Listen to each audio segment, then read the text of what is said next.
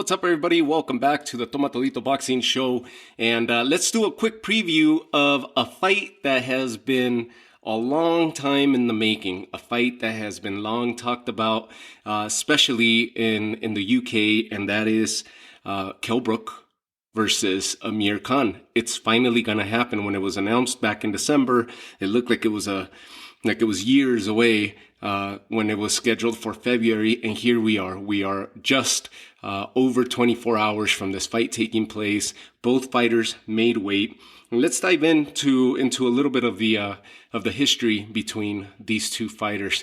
Again, just want to take a quick second. Thank you guys for the continued support, for allowing me to invade your space for a few minutes at a time, every so often, every time I upload an episode. Thank you guys for the love and support.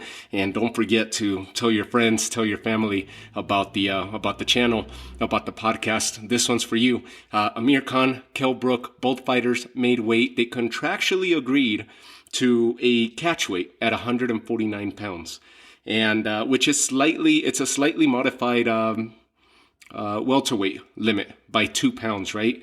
Welterweights usually weigh in at 147. Most of the time we'll see them either make weight at 147 or come in a little bit lighter at 146 and change with some ounces.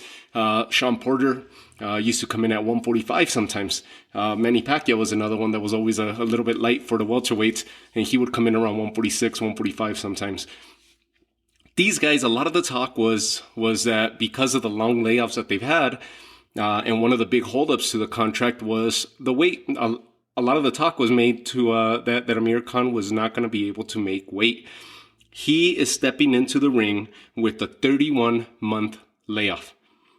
Following his stoppage loss to Terence Crawford in 2019, he came back in July of that year and stopped Australia's Billy Dibb in July of 2019. Since then, he has been out of the ring. Amir Khan, of course, has become somewhat of a celebrity in the UK. He has a big social media presence, as does his wife, and he's been out of the ring. He's a big name in the UK and has amassed a really good resume and a good boxing career overall. Kell Brook, on the other hand, also is a big name, but not as big a draw in the UK as Amir Khan. He came to the US, did some work, mostly ended up taking away some losses when he stepped up against the big names. And we'll talk about that. 149-pound weight limit, contractual weight limit. Both fighters came in. The reason for the weight limit, a lot of the talk was made that Amir Khan would not make weight, and he comes in a pound lighter than Kell Brook. Kell Brook weighed in at 148.5. Amir Khan came in at 147.5. Kell Brook looking shredded as always. Amir Khan looking good. And something that is neat to point out in this fight for Amir Khan is that he has Bomac in his corner. He trained with Terence Crawford in Bomac's camp in preparation for this fight. And Bomac has the experience of not only having defeated Amir Khan, having designed the perfect plan for Terence Crawford to defeat and pressure and stop Amir Khan, but they also did the same in quicker fashion when they faced Kell Brook. And that is Kell Brook's last fight. The last time that we saw him in the ring was in his stoppage loss to Terence Crawford. Really neat to dive into this fight because there's a lot of history. It's been a war of words in the lead up to the fight, a war of egos, a war of personalities. Their personalities clash, their personas clash. And I was watching something from 10 years ago, 2012, the Ringside boxing show that they used to have out in England. Back in 2012, they sat next to each other and they were still going at it back then. This has been nearly 2 decades in the making, from when Amir Khan was preparing for his Olympic matches, his Olympic showing, and Kell Brook was back then fighting in the juniors, and they ended up having a sparring session. A sparring session that between them felt that they each schooled the other, that they each got the better of the other. Amir Khan became the more popular fighter, a two-time champ, was a big celebrity, not just in England, but then he came to the US, he came stateside, and continued that streak. He meant big money for people. He meant big money for the opposition. He was a big draw. Kell Brook was coming up. Kell Brook was looking at that, and you have that storyline that it's almost like the jealousy factor comes into play. Kell Brook came stateside, and he had his moment. He became a big name in the UK, calling out Amir Khan time and again after each of his victories. And then came stateside and shocked the division and the boxing world when he stopped and bested Sean Porter, lifting the title from him. Kell Brook is no joke. He's a great fighter, but he has come short in every one of his bigger marquee matchups. Most recent, his defeat, stoppage loss to Terence Crawford.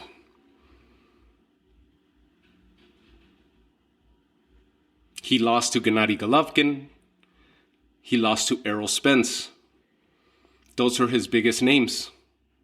Between there, he had Michael Sarafa, he had Sergey Rabchenko, he had Mark DeLuca, whom he defeated. Kevin Bezier, Frankie Gavin. But when he stepped in the ring against the top of the echelon, when he challenged Gennady Golovkin, it was a similar effect to when Canelo Alvarez and Amir Khan scheduled their fight. It was basically, you're challenging the monster in Canelo, I'm going to move up in weight and prove that I could beat Gennady Golovkin. So he moved up, challenged up, ended up with a broken orbital bone. Amir Khan ended up getting knocked out in nasty, nasty fashion, which is by far the nastiest knockout that Amir Khan has suffered in his career, and possibly slowed down and took away from traction from his career. Kell Brook was stopped in 5 rounds. He showed a lot of chin, a lot of heart. And if it was up to Kell Brook, he would have kept going. But he had a nasty, nasty injury, broken orbital bone that he suffered to Gennady Golovkin.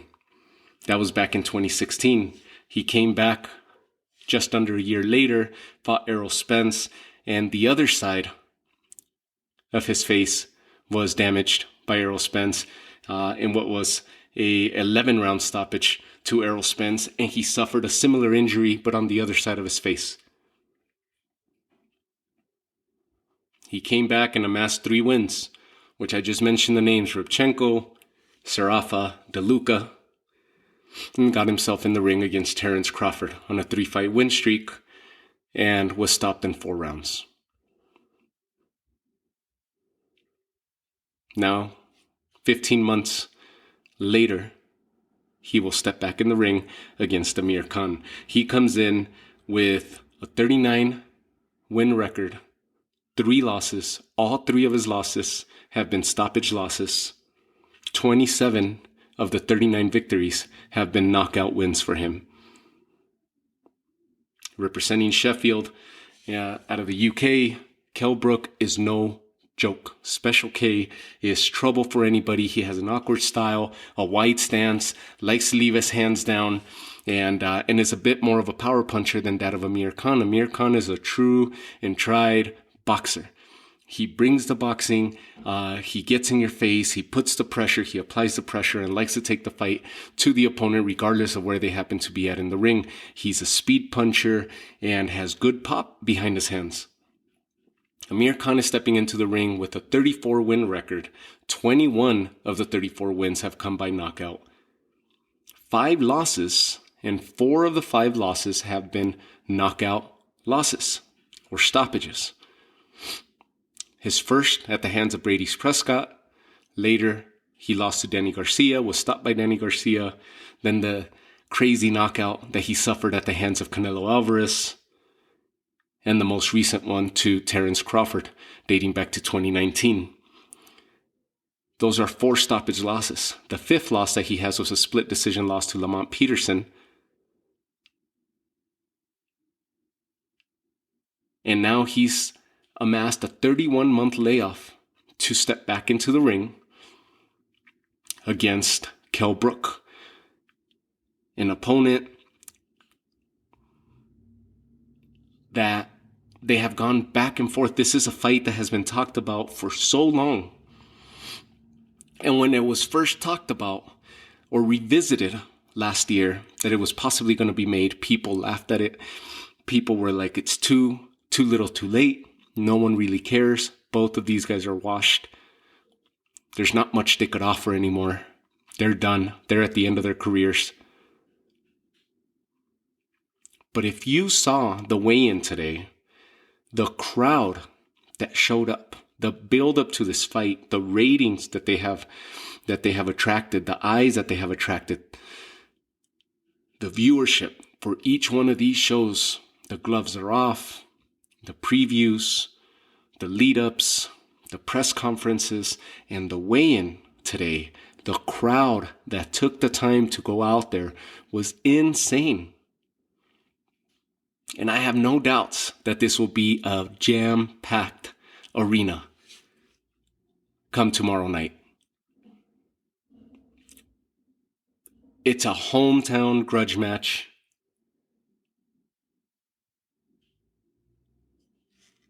Bolton, UK versus Sheffield. It's a grudge match that has been long delayed, that people have been waiting for, especially in the UK. Is Amir Khan too much of a celebrity to belong in the ring? Possibly. Coming off of a long layoff. But he has done the right things to get back into the ring. This is not a traditional camp. This is not him bouncing around from trainer to trainer, testing the waters. He sought the help of the team that last defeated him. Swallowed his pride. And after the controversy behind his stoppage loss to Terence Crawford, whether it was a low blow, whether he quit, he didn't quit, and this and that, and it continued after the fight and so forth, he swallowed his pride, he humbled himself, and went out to Bomac and trained with Terence Crawford, trained with their camp, and has said that this was the toughest training, the toughest camp that he's had to date. And to his own admission, he's had really tough camps, really tough preparations, and this one, by far, superseded all of them. Bomac is in his corner. Terence Crawford helped him prepare.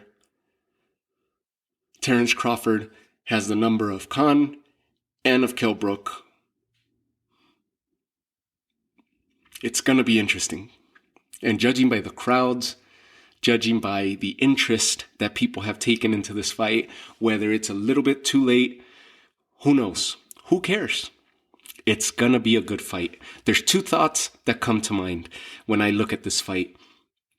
Amir Khan stands very erect, stands very tall, fights tall, uses his height, likes to box, keeps his gloves up, and boxes right down the middle, punches right down the middle, and sends his punches in quick fashion, very accurate, and good pop behind his punches.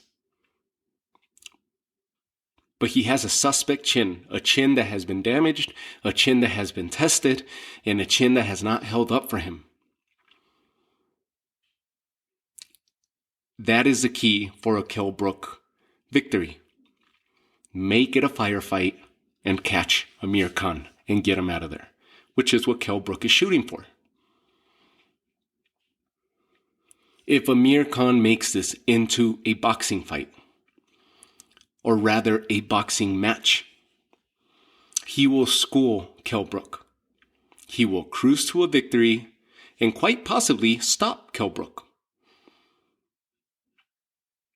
Because while Amir Khan has the suspect chin and the attention is going to be the spotlight on his chin and what he has in the tank, what he has left in the tank coming off of a 31-month layoff, you got to put the spotlight on Kell Brook as well, because we just mentioned it earlier. His facial structure is compromised. His facial structure has given way twice against Gennady Golovkin, and then in his return fight, you would think it was the same injury that would have suffered, but it was the opposite side of his face that Errol Spence ended up damaging. His facial structure, his cheekbone structure has been compromised. He is going to swell. He may not cut up, but he will swell. And especially if Amir Khan, if we see a version of Amir Khan or flashes of the version of Amir Khan that fought Luis Collazo in what was, to me, one of the best performances that Amir Khan has put together when he stopped Luis Collazo. Or a version of Amir Khan in the early rounds against Canelo Alvarez, which hands down, Amir Khan was walking away with a decision win in the first half of that fight. He was schooling Canelo, outboxing Canelo. Hands down. If we see flashes of Amir Khan, those type of flashes from those two fights that I mentioned to you, if that's the version of Amir Khan that we get just one last time, whether this is the final time for either of these fighters or both of these fighters that they step into the ring, if we see Amir Khan show a glimpse of what he did in those two fights that I mentioned, he will school Kell Brook and possibly stop him, because he was so accurate in those fights that if he peppers Kell Brook to the face with the shots that he was landing and that he's accustomed to landing by way of his boxing and his accuracy, he will swell up, possibly re-injure Kell Brook, and stop him. And Amir Khan continues to say that this fight will not go to 12 rounds. That's his plan. 99% sure that that's going to be his plan. Outbox him, hurt him, re-injure. Bring back those injuries to light.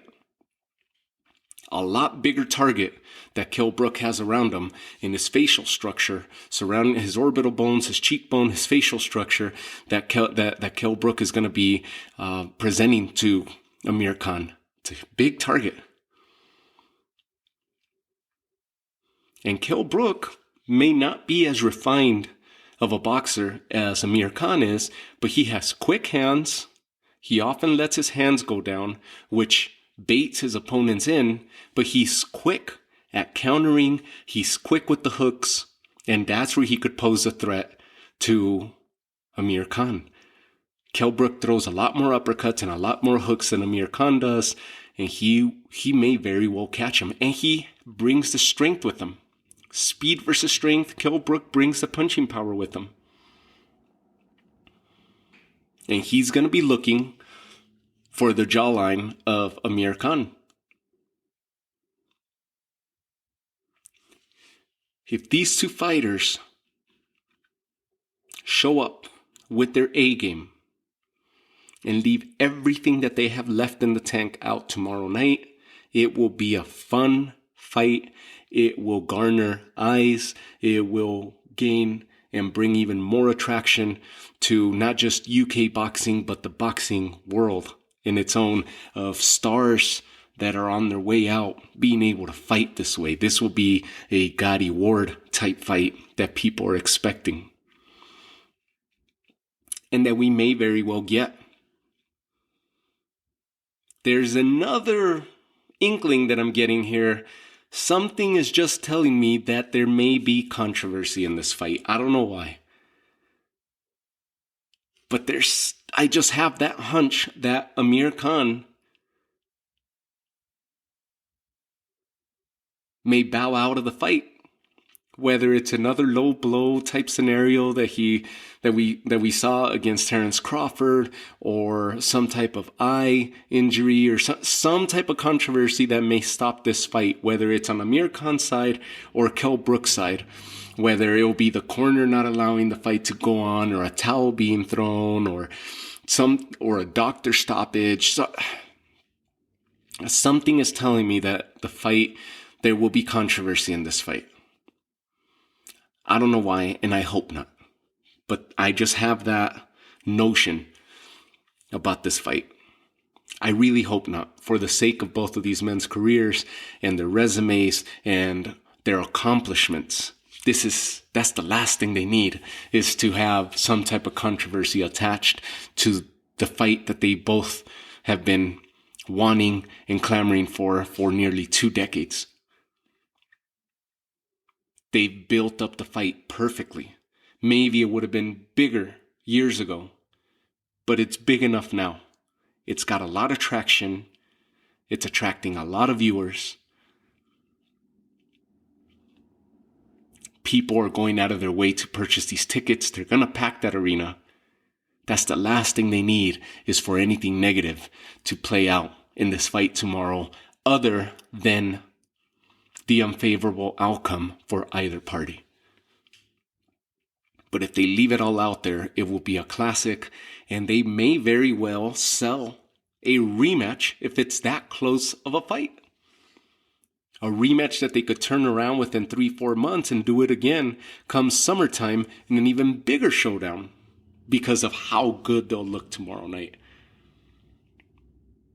This could potentially be a huge benefit to both fighters this late in their careers. Or it could be a big detriment should we have some type of controversy present itself. I just have that notion. I don't want to be negative. I'm looking forward to this fight, and I'm going to tune in and watch this fight. I hope we get a glimpse of their best. I was a big fan of Kell Brook, especially when he came over stateside, and a big fan of Amir Khan and his boxing style. I can't wait for this fight. It's that type of fight that you could easily see as there's nothing to see here. Both washed up fighters, or we could easily tune in and see two great stars that have put together great resumes and great careers go at it against each other in a hometown rivalry, or a home country rivalry. Big attraction. Really looking forward to this fight. The other thing that pops in my head is whoever comes out victorious, if it's decisive, whoever comes out victorious could very well be that name for the other star that's being built in the UK, in Conor Benn. This would be the up and coming star against the popular star. This would be the big name on his resume, whether it's against Kell Brook or Amir Khan. Whoever comes out victorious, they would possibly get in there, where these fighters, depending on how they look tomorrow, whoever comes out victorious would be either derailing Conor Benn's traction right now and his climb up, his way up to the ranks. This would derail his plans and be a huge wrench in his progress, with a loss to whoever comes out victorious of this. I'm going off into the future here, because that may very well it's not likely to happen, but I could see it, that whoever wins this fight, right now Conor Benn is being built as the next big star for the UK, and these are two stars that are on their way out, and he's looking for those resume wins, just like he did against Chris Algieri in his recent victory. Chris Algieri, of course, stepped in the ring with Errol Spence, stepped in the ring with Manny Pacquiao, has been in the ring with some big names. He stepped in the ring with Conor Benn and was stopped. So he's looking for these names and this passing of the torch. And these two fighters are those names. Whether Kell Brook defeats Amir Khan, or Amir Khan comes out victorious and stops Kell Brook or defeats Kell Brook, these two fighters would most likely have one more go at them depending on how they look tomorrow. And want to stop the traction of the up-and-coming rising star in Conor Benn and throw a wrench in those plans, or become a victim to Conor Benn and a resume builder for Conor Benn, a big name for Conor Benn to get him into the next level of fights and come stateside against a Virgil Ortiz or a Jaron Ennis or you name it. Another big name, a Thurman or a Danny Garcia or what have you. It could either go that way, or it could be a really, really great fight where we end up seeing these guys go at it again at this stage in their careers, which would be a Gotti Ward-like showing and display. I can't wait. I hope you guys tune in. I'll catch you guys on the post episode later this weekend. Let's see how this fight plays out. It's a big, big weekend for boxing. And not only do we have Amir Khan and Kell Brook, which is definitely the one that's attracting the most attention this weekend, but out in Tijuana, Mexico, you're going to have Jaime Munguia and Demetrius Ballard. Demetrius Ballard was supposed to be Jaime Munguia's opponent last June, and he ended up suffering an injury. This is going to be a big fight of two undefeated stars, Jaime Munguia, Demetrius Ballard. Not sure why Jaime Munguia ended up choosing Demetrius Ballard when he had the chance to have challenged Demetrius Andrade. He has a chance to challenge the name sitting atop the division, possibly even get himself into a Charlo fight. He's been wanting and preparing for Gennady Golovkin for years, but it hasn't happened. He's been calling out Canelo for years. Of course, most people are. That fight's probably the least likely to happen. But instead of continuing to climb up, he came back down to Demetrius Ballard, who is another up-and-coming star. So it almost looks like whoever wins is going to derail the other person's progress, the other person's career, momentarily at least. If Demetrius Ballard pulls off this victory, this will be the biggest name and the biggest victory of his career, and we'll see him in bigger fights, and there'll be a lot of promise behind Ballard. Jaime Munguia is, of course, the favorite to win this fight in what should be a firefight similar to what we saw against Gabe Rosado just a few months ago.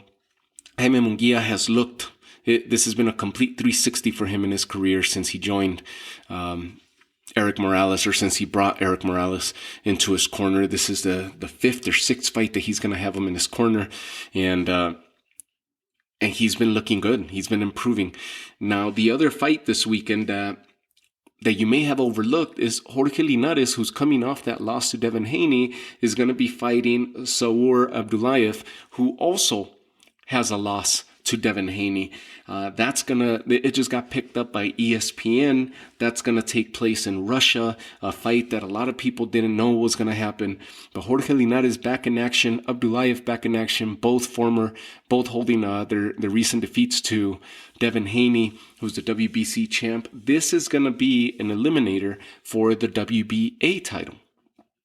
So a title eliminator for the WBA world title. So this carries some weight. The fight carries some weight. And again, we see the lightweights. We covered this in a previous episode where the lightweights just did amazing things in 2021. The way that the absolute best of the lightweights ended up fighting against one another, and the way that those ranks were shaken up, especially when George Camboso stopped Teofimo Lopez and took those titles from him. The ranks got shaken up. The division got shaken up. But there's still a lot of live dogs, and it's one of the best, absolute best divisions that there is in boxing right now. The lightweight division and the heavyweight division, to me, are the two big divisions right now that have a lot of animals in there, beasts that are they're one fight away from shaking up the ranks and getting themselves into the big dance. Jorge Linares, Zaur Abdulayev. Tune into that one if you could catch it. It should be on ESPN or ESPN Plus, coming live from Russia. So you know it's going to be a fairly early show. At least for stateside, it'll be a fairly early show. Jaime Munguia, Demetrius Ballard's going to be in Tijuana, Mexico. That's going to be more likely an evening showing of that fight between those two. And then Amir Khan, Kell Brook will also be somewhat of an early showing, at least stateside. Of course, in the UK, that will be prime time. And elsewhere throughout Europe, I'm sure it's going to be prime time. But the hour differential, the time differential of how they're showing, Jaime Munguia most likely will be the latest show for stateside fans for the US showings. Amir Khan will probably be the second of those, with Jorge Linares and Zaur Abdulayev probably in the morning hours of the US viewership. So big weekend. I'll be putting some other episodes here where we're going to go back and revisit one of the big weekends of February, what kicked off February 5th. What a big weekend that was. And this is another second big weekend for February here of fights. And what a great month for the sport of boxing it's been. So we'll touch base on that on the next episode. This one is all about Amir Khan, about Kell Brook and UK boxing. So congratulations to the fans out there, because you're getting a hell of a show come tomorrow night. Let's hope there's no controversy. Let's hope that they leave it all out in the ring and have one last showing, if this is indeed their final stint in the ring. Let's hope that we get one last battle for the ages and an all-out effort from both parties for the sake of UK boxing and these two stars who have amassed and put together great resumes respectively and have had great careers to date respectively. Wins or losses, regardless, they've stepped in with some of the biggest names and have challenged themselves and challenged the opposition to and dared to be great in their own respective careers. So Amir Khan, Kell Brook, this episode is dedicated to you guys and to the UK fans. Let's hope we get an amazing showing tomorrow. Take care. Thank you guys again for all the love. Don't forget to tell your friends, your family about the podcast, and stay tuned. I got some more episodes coming for you later this weekend. Take care.